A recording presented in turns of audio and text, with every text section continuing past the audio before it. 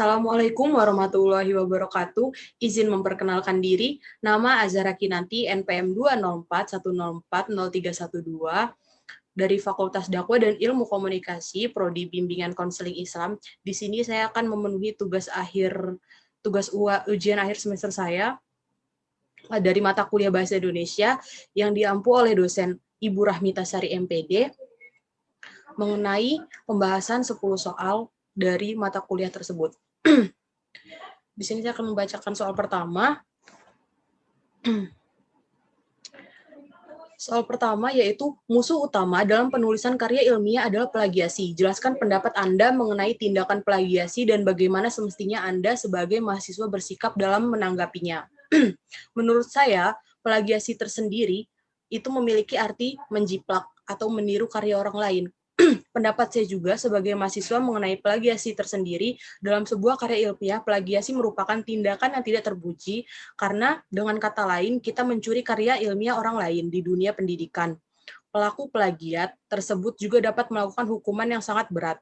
Saya menyikapi plagiat adalah dengan melakukan paragrafse, menggunakan susunan kalimat tersendiri dari diri saya sendiri, dari paragrafse juga, lebih mudah untuk dilakukan sebab formatnya tidak serumit jika menggunakan cara pengutipan langsung. Selanjutnya soal nomor 2 yaitu sebutkan tahapan-tahapan persiapan penulisan karangan ilmiah.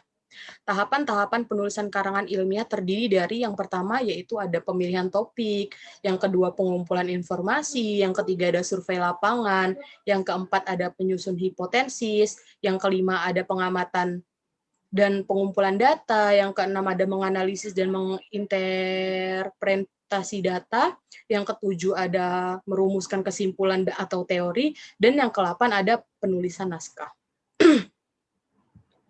Selanjutnya, soal nomor 3, menulis karya ilmiah bermanfaat untuk diri penulis, pembaca, masyarakat, dan ilmu pengetahuan. Jelaskan apa saja manfaatnya menurut pendapat Anda. Menurut pendapat saya, manfaat karya ilmiah bagi penulis adalah penulis mengalami perkembangan dalam keterampilan membaca yang efektif, terus mengalami peningkatan keterampilan pengolahan bahan bacaan menjadi pemikiran yang sangat berkembang, terus penulis juga mengalami pendekatan dengan kegiatan kepustakaan, mengalami peningkatan keterampilan dalam mengelola dan menampilkan fakta secara jelas dan sistematis. Penulis juga akan mengalami kepuasan secara intelektual, dan yang terakhir, penulis juga akan mengalami perluasan wawasan ilmu pengetahuan tentang masyarakat. Lalu soal yang nomor 4, jelaskan sifat bahasa yang unik sekaligus universal. Artinya adalah ciri-ciri yang sama yang dimiliki oleh setiap bahasa yang ada di dunia ini. Misalnya semua bahasa mempunyai bunyi vokal dan konsonan, setiap bahasa mempunyai satuan-satuan yang bermakna, baik berupa leksikon, frase, klausa, kalimat, dan wacana. Selanjutnya soal yang nomor 5, yaitu dari bahasa manakah bahasa Indonesia? Asal bahasa Indonesia sendiri berasal dari keputusan Kongres Bahasa Indonesia II pada tahun 1945 di Medan yang menyatakan bahasa Indonesia berarti dari bahasa Melayu. Bahasa Indonesia tumbuh dan berkembang dari bahasa Melayu. Selanjutnya, soal nomor 6, jelaskan fungsi bahasa sebagai bahasa pemersatu.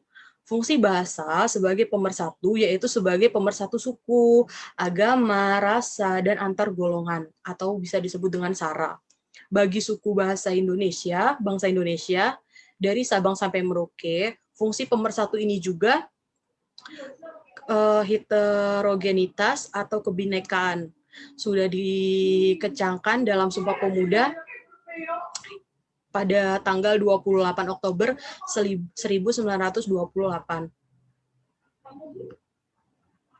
Selanjutnya soal nomor 7, jelaskan makna dari peribahasa bahasa menunjukkan bangsa. Makna bangsa menunjukkan bangsa itu sendiri adalah baik buruknya sifat atau karakter seseorang bisa dilihat dari tutur kata atau tata cara bicaranya. Terus soal nomor 8 yaitu apakah tepat dan baik seandainya Anda sebagai mahasiswa berbicara dengan rektor atau pemimpin universitas menggunakan kosakata bahasa alay. Misalkan Anda berkata, Bapak lebay deh, masa gitu aja bikin pusing, keles aja kali, dan jelaskan berbahasa berkaitan dengan norma adat dan kebudayaan. Menurut saya sendiri itu sangat kurang tepat tidak baik karena sebagai mahasiswa harus mencerminkan perilaku atau tutur bahasa yang baik kepada siapapun dan menghormati orang yang jauh lebih di atas dari kita. Terlebih itu orang yang lebih tua. Karena kita pun mahasiswa pada saat itu. Karena dengan melalui bahasa, manusia dapat menyesuaikan diri dengan adat istiadat, tingkah laku, tata krama dalam masyarakat, dan sekaligus mudah membaur dirinya dengan segala bentuk masyarakat. Lalu pertanyaan yang ke-9, apakah perbedaan bahasa lisan dan tulis? Perbedaannya adalah bahasa lisan adalah bahasa yang dikatakan seseorang kepada orang lain, sedangkan bahasa tulisan adalah bahasa yang ditulis oleh seseorang di atas kertas atau buku dan dibaca oleh orang lain.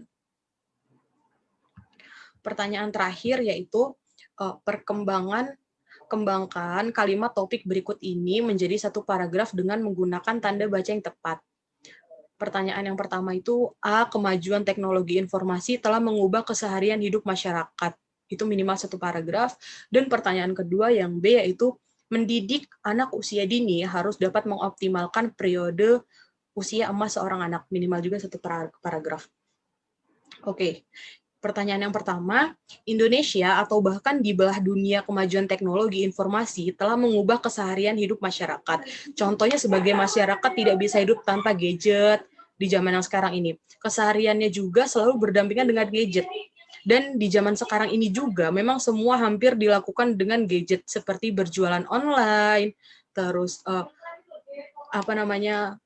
seperti virtual sekarang ini, belajar karena pandemik, belajar daring, atau pembayaran apapun bisa dilakukan melalui gadget.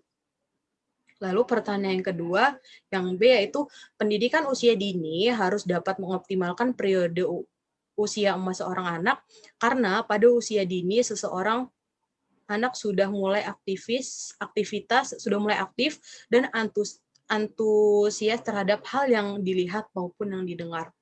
Cukup sekian penjelasan saya dari 10 soal dari mata kuliah Bahasa Indonesia. Saya akhiri. Wassalamualaikum warahmatullahi wabarakatuh. Terima kasih.